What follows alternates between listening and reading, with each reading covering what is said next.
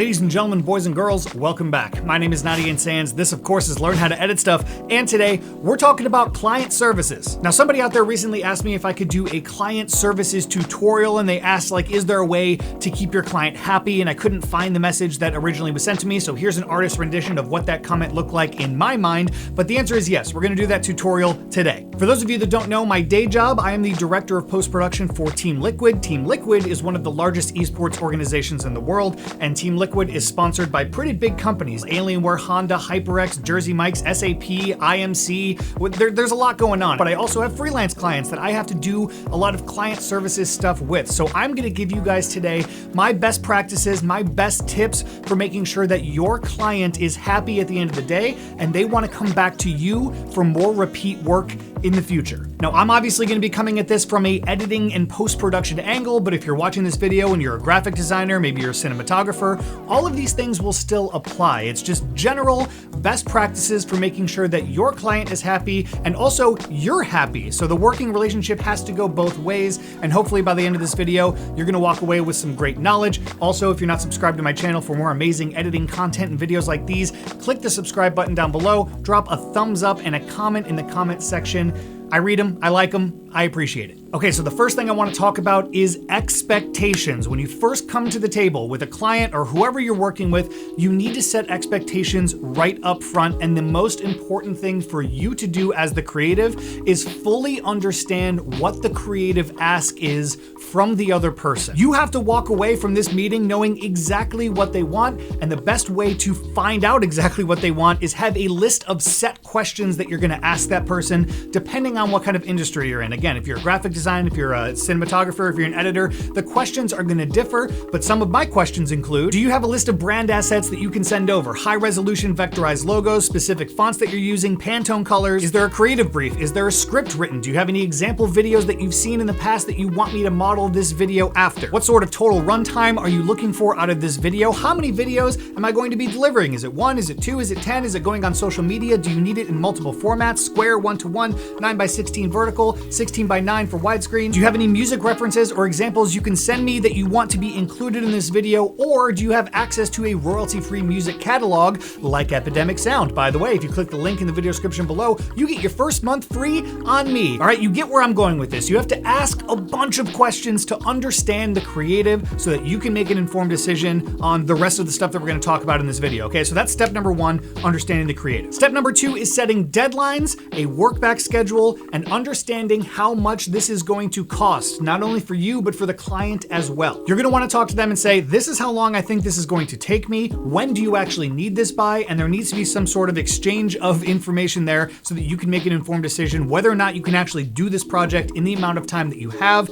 And they also need to understand kind of what deadlines and timelines you're on coming to the table as the creative. And a workback schedule is a really nice way to illustrate that. So you basically say, I'm gonna work on this video for 3 days. You're gonna get a version 1, then you have 2 days to give me feedback. Then I'll give you version 2, you have 2 days to get feedback, and then a final version will be sent out, and that's it. And you can put it in a calendar format and make it look really nice and pretty, but this is a really professional and easy way for both of you to understand what the timeline is associated with this project. And the third side of point number 2 is understanding how much this whole thing is going to cost. You need to price this in a way that makes sense for you and your time, but you also need to make sure that you're staying within budget on their side as well. So there is a little bit of negotiation, there's a little bit of push and pull. You have to accept a rate, whether it's a day rate or a project rate that makes sense for you and for them. So that whole negotiation has to happen in step number 1 before you say yes. And then once you say yes, step number 3 under the expectations category is putting a contract together. I'll put a little card up here on the screen somewhere. I have a video completely separate from this one about contracts and all that stuff, and a mock contract that you can use for your clients. So definitely go and watch that video. I'll put the link in the video description as well. But that's the third point, contracts. Once you say yes to a project, the next thing you're gonna wanna focus on is communication. You can't go radio silent. You can't be communicating in some weird sketchy way, no text messages, no emojis only BS. Communication is so important regardless of the scope of the project. If you're doing something for a friend or you're doing something for a huge brand, you need to be a good communicator. So tip number one, professionalism regardless of the project scope. It could be a $200 project, it could be a $20,000 project. You need to be professional throughout every stage of this process, regardless of how big or small. Thing number two you need to focus on is email etiquette, okay? You need to know how to write an email. This is not that tutorial. There's, I'm sure, a ton of tutorials on YouTube on email etiquette. Brush up on your email etiquette. Be professional when you're writing an email to somebody. That's really, really important. All right, the third thing under communication is the feedback process. You as the creative should have a preferred feedback process that you like. I personally like Frame.io. If you've never heard of Frame.io, it's an absolutely incredible platform. This video is not sponsored by Frame.io, but Frame.io is basically a platform where you can upload a video, you can send a link to the client can leave feedback, like pixel perfect frame accurate feedback all along your video. You can draw on stuff, you can leave notes, you can check notes off as being completed, you can reply to comments, you can export those comments and bring them into your Premiere timeline as markers so you can just continue to work. It's a really incredible platform. I would recommend it for everyone. I use it at work. I use it for all of my personal freelance projects. Frame.io is my preferred way that I like to engage in the feedback process. So you need to have your own way of doing that as well.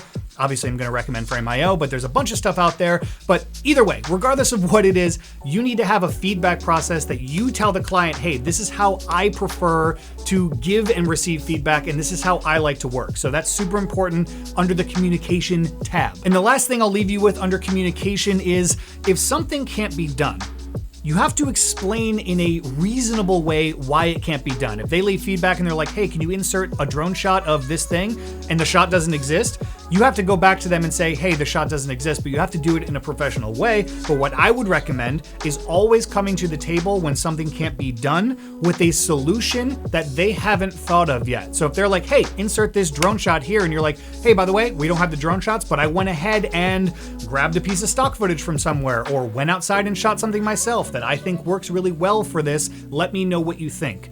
Always be coming to the table with solutions. You don't ever want to be a creative roadblock for why something can't be done.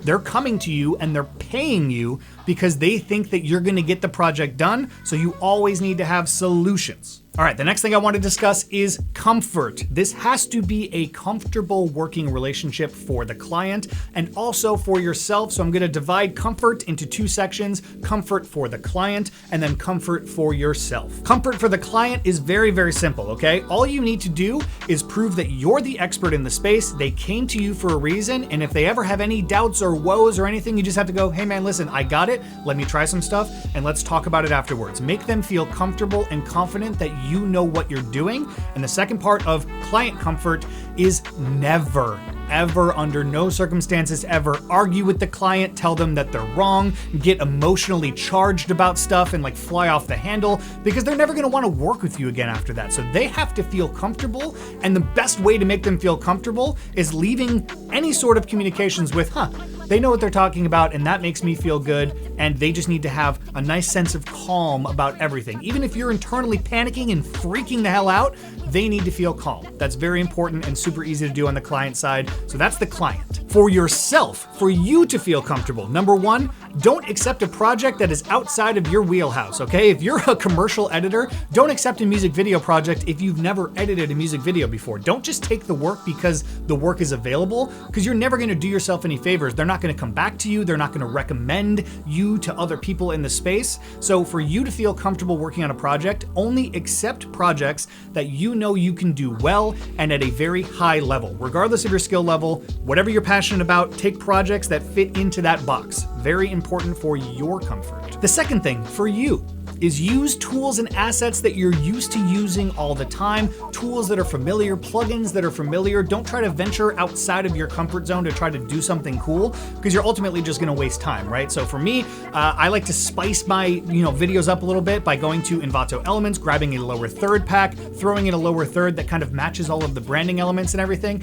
and it makes it very easy for me, very comfortable for me, and it provides a higher perceived value on the client side because I'm using tools that I'm comfortable with, okay? Envato Elements, Red Giant, the Boris Effect stuff. I have a lot of, go-tos that I use for very certain things.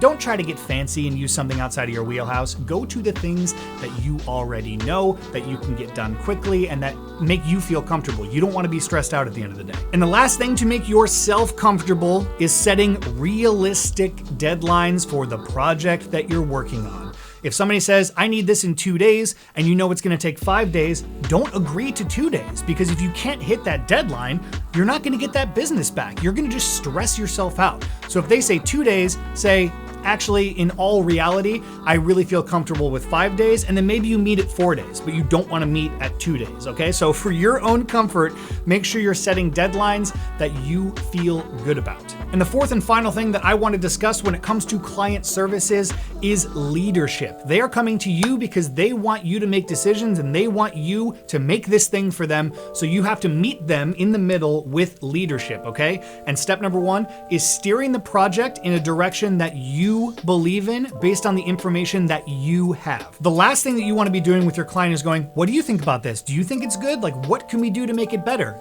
Don't ever do that. Come to the table with, this is why I made this decision. This is the informed decision that I made based on the creative. This is what I believe in, and this is what I think we should do. Because the client, more often than not, is gonna go, that's great. I'm glad that you're taking initiative. This is fantastic. Let's just explore that. And rolling off the back of that, something that I always tell my editors and something that I always do myself is coming to version 1 of whatever you're working on, having it be more polished than you would normally feel comfortable with on a version 1.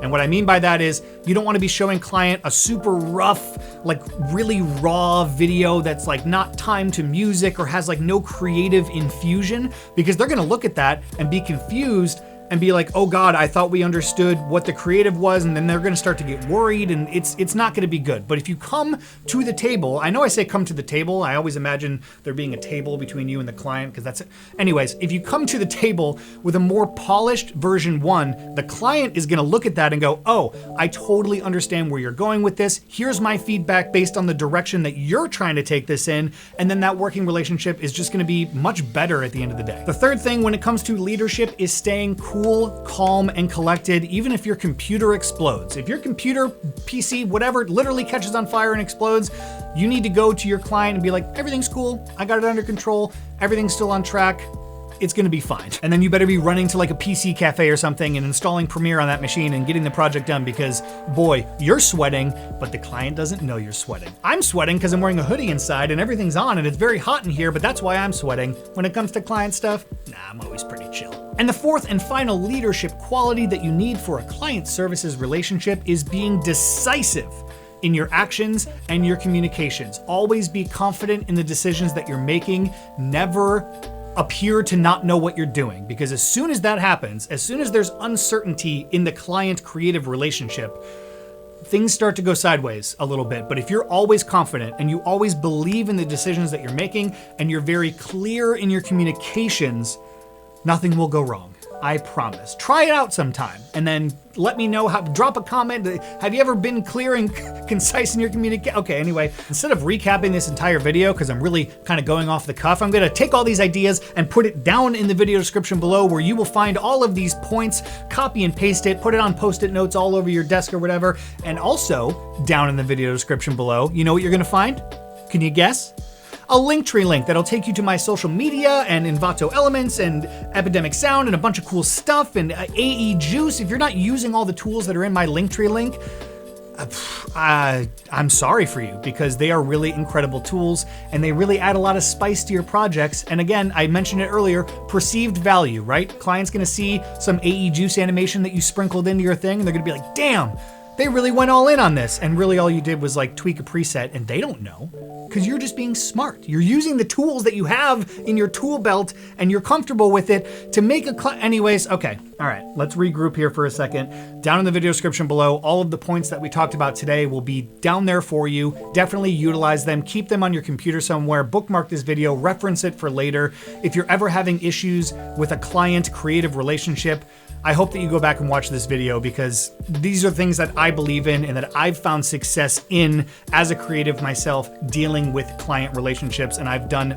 plenty of client work in the past. And that's it. That's all I've got for this video. I appreciate you sticking around to the end. If you're still here, thank you. I appreciate it. If you're not subscribed to my channel, I would really appreciate it if you did so. Click that subscribe button, click the notification bell, drop a thumbs up, drop a comment. Let me know if anything I talked about today struck a chord with you and it's something that you're going to use with your client service relationship. If you're not a video editor and you still watch this video anyway, I'm proud of you. You know, thank you. That's all I've got to say about that. I am about out of coffee, and that is very unfortunate, but I will see you next time.